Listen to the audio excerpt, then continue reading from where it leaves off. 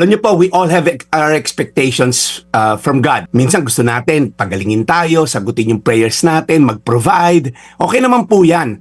Pero ang tanong ko, what if medyo may delay? Or what if feeling mo late nights, too late the hero, kumbaga? Yan po ang kwento ni Martha, Mary, nung si Jesus po ay pinatawag nila dahil mamamatay yung kapatid nila sa malubhang sakit na si Lazarus. And then, si Jesus naman, sabi, sige, pupunta ako. Pero dinelay ni Jesus ng 2 more days, and then considering yung binyahe, 4 days nang patay yung kanilang kapatid dahil sa karamdaman. So, too late, finish, it's over. Pero kay God, it's just right on time. Alam niyo po sumalubong na welcome remark kay Jesus mula sa magkapatid. Sabi nung magkapatid nung pagdating ni Jesus, Panginoon, kung napaaga lamang kayo, hindi sana namatay yung kapatid namin. I don't know, maybe you have the same sentiments like itong magkapatid ni si Mary at si Martha. Lord, kung sinagot mo lang sana itong dasal ko na magkatrabaho, sana hindi kami ganito. Lord, kung hindi sana ganito, sana may hindi cancer, naging sakit ng nanay ko. Lord, sana buhay pa yung kapatid ko. So, hayaan nating mababad muna sandali yung thought na yon.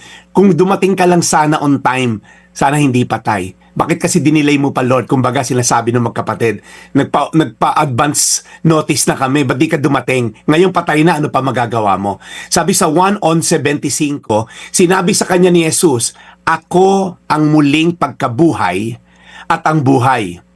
Ang sino mang sumasampalataya sa akin, kahit mamatay, ay muling mabubuhay. Point number 1, God's delays is not God's denials. Minsan yung delay ni God, hindi ibig sabihin dinedma ka na o tinabla ka na ni Lord. Delay is not absence. Delay is not indifference, yung hindi ka mahal ng Diyos. Delay is not lack of love. Alam niyo po, sometimes dinidelay ni God because He's testing our faith. Minsan dinidelay niya para i-purify yung ating intention at ating puso. Parang yung bata na nagre-request sa tatay, di ba? Dahil bili mo na ako ng iPhone, dahil bili mo ako iPad. And then the parents, dinidelay kasi ano ba talaga intention mo? Ano bang gusto mo dyan paggamitan? Ang habol mo lang ba yan, gadget or ako? So minsan dinidelay ng mga magulang natin yung hinihingi natin. Not because hindi nila tayo mahal, pero inaalam niya ano ba talaga intention ng puso natin. Number 2, God's timing challenges our expectation. Sabi ng magkapatid, kung napaaga ka, sana buhay. Alam niyo po, hindi po to rebellion ha. This is just a disappointment spoken in faith. Alam naman namin kaya mo. Kaya lang, wala na, patay na. Sino po sa inyo rito nilimit mo ang kakayanan ng Diyos based on your own timeline, based on your own understanding, based on your own power? Pero si Lord hindi po limitado ng ating limitasyon. Hindi siya limitado ng ating capability. Right? What if your expectation about God is too small? But God is planning something far bigger because point number 3, God turns delays into His glory. Sabi ng Diyos, sabi ni Jesus, buksan nyo yung takip ng libingan. Sabi ng mga tao, Jesus, 4 na araw ng patay, napakabaho na niya sa loob. Pero alam niyo po, walang mabaho kay Lord pagkabubuhayin niya. Sabi ni Jesus, tanggalin niyo takip, tinawag niya si Lazarus at lumabas yung bangkay, tumatalon-talon pa at tinanggalan ng mga tao ng balot. You see, God's timing is always the perfect timing. Maring sabihin natin, ay, sana napaaga ka. Kung napaaga si Jesus, di sasabihin natin, buti na agapan ni Jesus. Dahil patay na nung dumating si Jesus at binuhay, only God can do this. And the rest, they give glory to God. Listen up, God is never late. He's always on time because it's everything for His glory.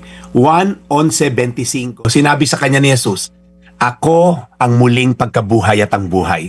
Ang sino mang sumasampalataya sa akin, kahit mamatay, ay muling mabubuhay. Tayo manalangin, Panginoon, salamat po sa maiksing panahon namin ngayon na nagsama-sama.